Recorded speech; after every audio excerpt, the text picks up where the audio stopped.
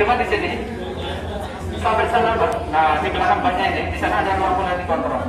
Di sana ada 2 orang. Itu kerjanya itu memang dia cicit-cicit teh.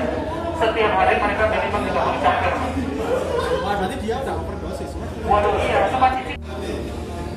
Agus, direktur utama.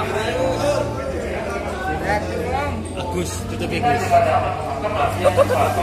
Semuanya yang baik-baik, yang membantu. Ini mau